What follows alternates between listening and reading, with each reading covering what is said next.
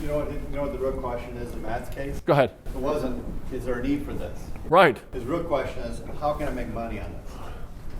Yeah, that's going to be the real question. That's right. Honestly, he really doesn't give a He doesn't care. Still no need for it. He's going to make a return. He's in. So what Mallory just said was the landfills are filling up and the price is going up to the point that it's unsustainable.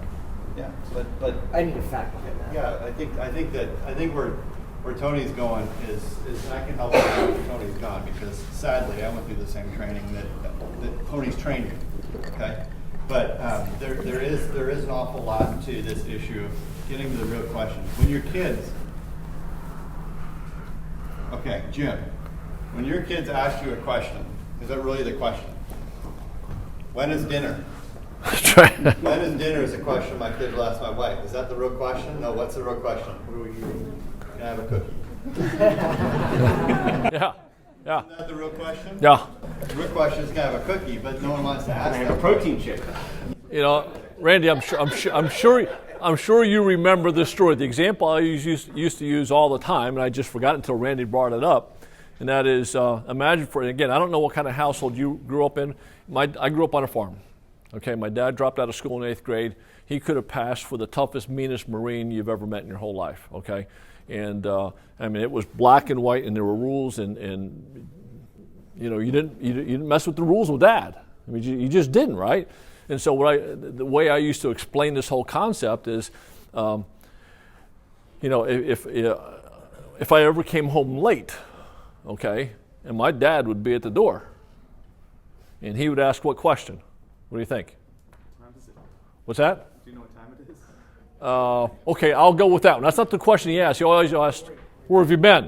Yeah. Imagine for a second, I described my dad, right? You got a picture? Imagine for a second you say, oh, that's a good question, Dad. Why do you ask? Boom! Right? So that's what we've grown up with, and that's why we're uncomfortable answering the question with the question, because we were taught, even in school, you're in 2nd grade, back in the day, we did flashcards. Okay? And if you got the flashcard right, you got a prize. Everybody wants a prize. How big is your company? We tell them how big it is. What's the market look like? And we just start running off at the mouth. Well, you got to get to the real question. Okay, so to avoid the discomfort, you say, Stacy, I promise you I'm going to answer the question, but I want to make sure I answer the right question. Is that okay? Is that okay? I get that question a lot from investors. And what I find is they normally have 2 or 3 different reasons for asking. And so I want to make sure I address the right reason. If you don't mind, why did you ask that question? And see, and now that gets you in an opportunity to answer the right question. Everyone make sense? And the same thing with objections. Got it? We good? We good?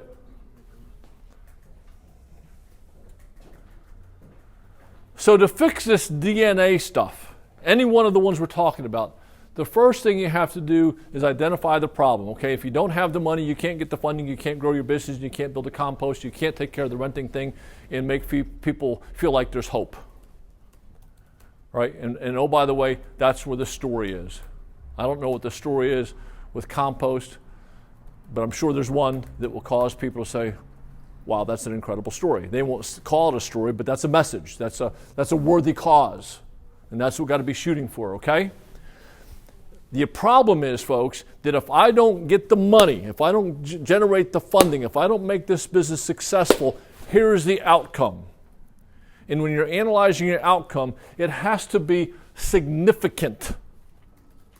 You have to decide, is this a have-to-fix problem? Write this down. You have to decide, is this a have-to-fix problem or want-to-fix?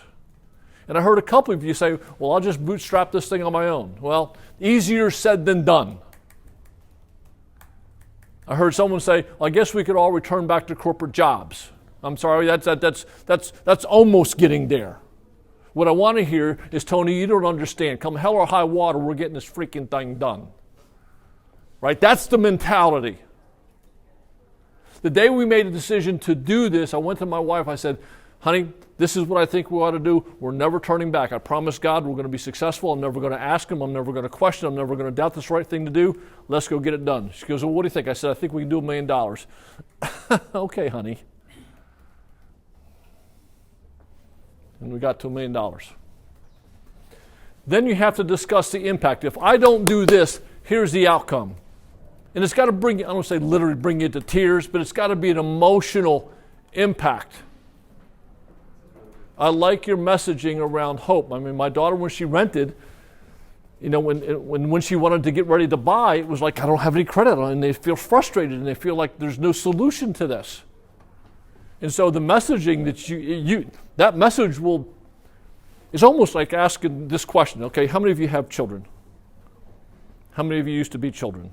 Okay, you're going to get everybody in the group, right? You can ask those kinds of questions, right? Okay? You got to determine that the long-term outcome is painful.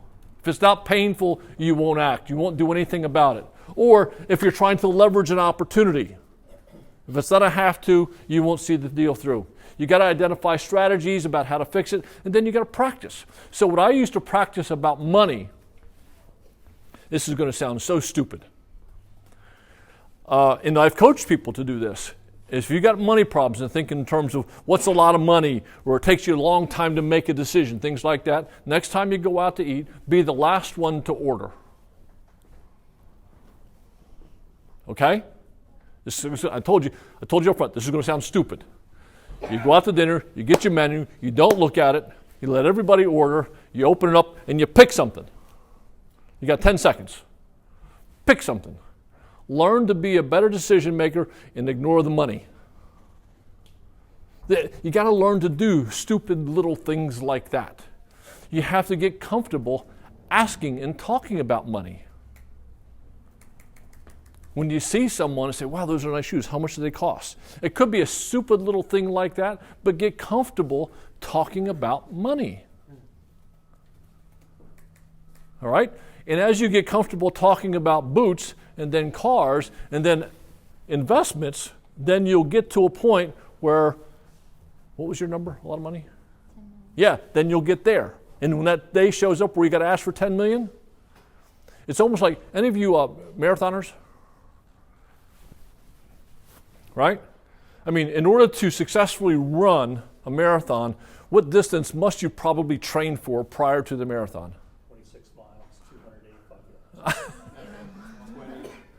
285 What's that? 19. Yeah. And so if you're going to ask for 10, you got to have been in the habit of asking for 8, 5, 9, so that when you ask for the 10, it's like, it's just another zero.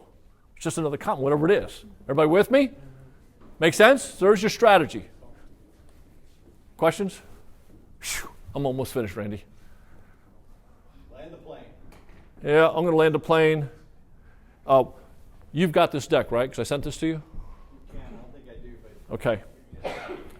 We've covered a lot of this already, and so this is what I want. Can I get like another 8 minutes? yeah, go. Okay, blank piece of paper. Get a blank piece of paper. And you got to shape it like a check. Okay? You got to shape it like a check, just like that. That'll work. Can you put that in your pocket? Everybody got it? Come on, quickly. We gotta move fast. Plain piece of paper and shape it like a check. And over here you write down pay to the order of. And over here you put dollars. Over here you draw a line where you can put the date.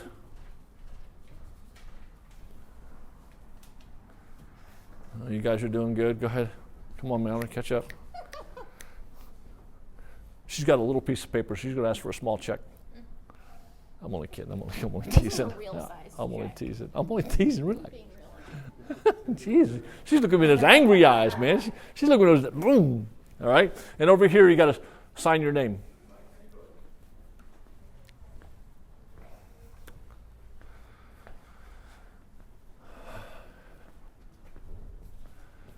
Okay, and on this line here, I want you to think about the size of the big check that you're ultimately going to have to ask for.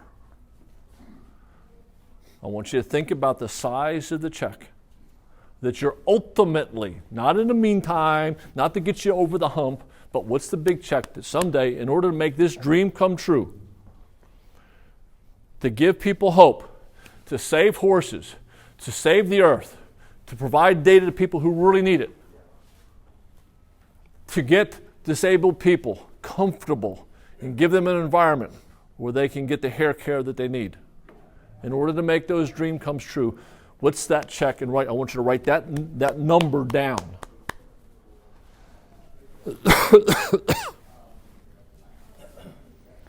And when you're finished, I want you to fold it up, put it in your pocket.